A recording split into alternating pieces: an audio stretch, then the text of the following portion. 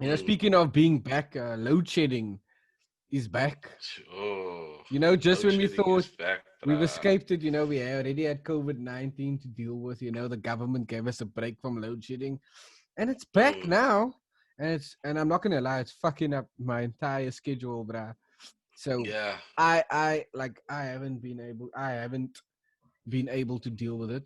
Um, Mostly because now they're considering, like, my company is considering sending us back to work because Yeah, the way no, I it is. mean, same thing, bruh. Same thing. Of course, that is going to be something that is heavily looked at now, especially when that hours offline cost money. You know Oh what I yeah. mean? They still have to pay you, but you're doing nothing. But they also can't blame you because you can do nothing about it. So the thing that they can do about it, though, is send you back because the more control is had by the company, etc. You know what I mean? So I mean, like if I look at it from that standpoint, I can't blame it per se from the company standpoint. However, I've been enjoying it at home, and don't Oh be yeah, so facts. bad. Like it's so much more comfortable and cost saving, definitely. Like in terms of travels, excuse me. Oh, Dixels. It's a black man, Shut up. champion man. Oh, hey. Black Label cop the bag. Anyway, for me, it hasn't been, affecting me that much, though, I won't lie. Mm. Because our times have been kind. But I mean, if the times change, then obviously it will affect me more, but our times have definitely been kind. And I guess I'm kind of immune to it now, living in SA. Like, I remember a long time ago now. You know that song, Hey There, Delilah, nah? Mm. There was a song, I was still at primary school, and there was a song about Hey there, Mugabe, or something like that, man. And then they're like load shedding. What? Then, yeah, it was like a parody, man. But then they were talking about load shedding there, and that kind of put it into perspective for me. Yo, when Mans was in grade 7, they were already by Macau with this. You know what I mean? So kind of used to it by now, even though, I mean, it's not something to get used to, but third world problems, bro. That's kind of my take on it, bro. Oh wait, like I said, you know, I'm over it already, man. Do you know what I mean? And I Mm. think without getting into a bag about it or whatever, I just think we don't complain enough, man. You know, as South Africans, I think we don't complain enough. We don't.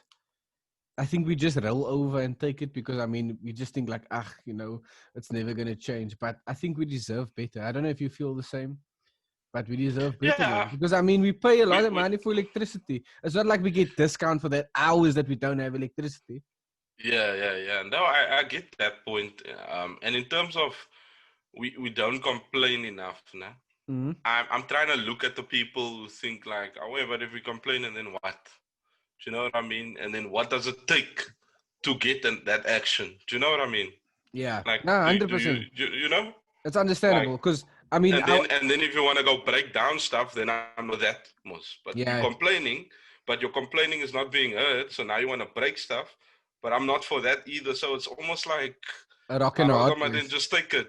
Yeah, Yeah, you know. but I does, yeah, 100%. It's more nuanced Mm. than that. Yeah. It's of course more nuanced Yeah, than that. Yeah, but I mean, like the way it boils down in my head, that's yeah. kind of how I look at it. How people who are just like up with complaining now already. Yeah, You know what I it is mean? true, 100%. And but I just think like I think we deserve better. We deserve better than the government has given us even over the past few years. But we won't even go there. But I just feel like the frustrating part is like we deserve better, but there's nothing we can really do about it because Eskom has monopolized the electricity, Yeah. market, and they provide, I think, majority of Mm. electricity to South Africa. Like, And they're parastatal. So the thing about electricity, and I won't bore you guys too much with this, but very high barriers to entry when it comes to oh, electricity, right? So people aren't really looking to start independent electricity companies. There has been one company though that I've heard of, but of course they can't do it on the scale that Eskom is doing it. You know what I mean? I mean those power lines that you see cost money. They oh, cost billions. but Do you know what I mean? So yeah. Yeah, My but thing is just in terms of that high barriers to entry, having a monopoly already, it's very tough to enter that market and be competitive. So for businessmen, say for instance, I was a businessman, that wouldn't be as feasible as me maybe um, starting something else like a spaza shop, for instance. yeah, 100%. I like, it's understandable, but I think like if we can just maybe just touch on this, like I think a Mm, solution to this problem for me personally would be the capitalist side of things. Like, you know, like you said, there are barriers, there are restrictions, there there are are, high yeah, barriers. and there are Yeah, some, there's hoops to jump through, lots of hoops to jump through, yeah, fire hoops, fucking spiked hoops, poison hoops, yeah. all of the shit to jump through to actually get into the business.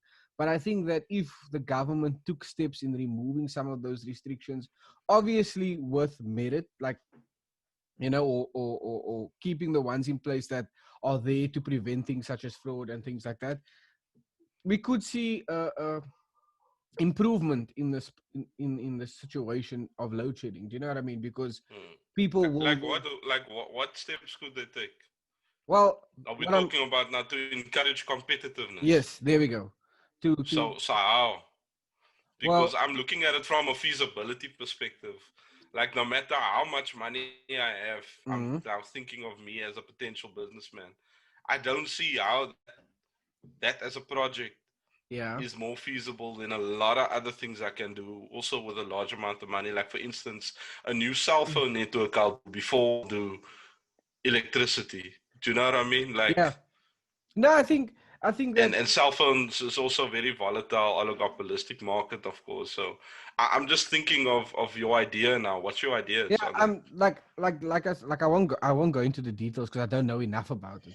But what I'm saying is, like, I think Mm, it would be at the benefit of all South Africans, or benefit to all South Africans, if the government actually, you know, encouraged competition. But they have such a big stake in Eskom that they won't do something like that. But what I'm saying is, or what I'm trying to say is that I think if the government encouraged it, like, let's say for example, uh, help start up, for like a instance. subsidy. Yeah, gave like a subsidy Mm, to a company starting out with electricity grids. Because remember, it's not going to happen overnight. Obviously, I know that. Like, it's mm, going to take years, but I mean, getting the ball rolling, because they do that with these parastatal companies, like they bail out SAA all the time. Do you know what I yeah, mean? So why not, instead of doing that and bailing out these companies like Eskom, start something else that encourages a competition, because that's how yeah. you And then Eskom will compete. better. Yeah, and that's Yeah, how you compete for the market. Do you know what I mean? And customers or South Africans then have choice in the matter, because if mm, Eskom is not doing it for me, then I can always move to ABC electricity company, for instance. And then yeah, if once all the customers move there, let's say for instance, Eskom then decided, look, we'll improve our service and then give you cheaper prices, for instance, right? And then yeah, everybody, do you know what I mean? And it betters the lives of us as South Africans. Look, like I said, I don't know the ins and outs, the hoops that need to be judged or yeah. Because jumped I over. was just looking at it from a profitability standpoint Yeah, for the potential guy yeah, starting guy or girl starting the electricity company. You know what I mean? yeah, And yes, of course, you don't make profit in your first few years yeah, normally as an entrepreneur, but to make yeah, major losses that come with the infrastructure and things that you would need to start an mm, electricity company. yeah, Um, I was just thinking like even with these bailouts, subsidies, etc., and incentives, they would need to be massive yeah, yeah. Of for course, a cynical guy like me to no, kind of think of that as an option. of course, and So obviously will it really make a difference? Is my thing, or are we too obviously, into deep obviously, already? the way I'm explaining it, Yeah. it's oversimplified. It's an Mm, oversimplification of the hoops and things. But what I'm basically trying to say is that it is possible. And I think that yeah. if the government were fully behind the initiative of bettering the lives of South Africans, they would encourage something like that. Do you understand what I'm saying? Like something like that.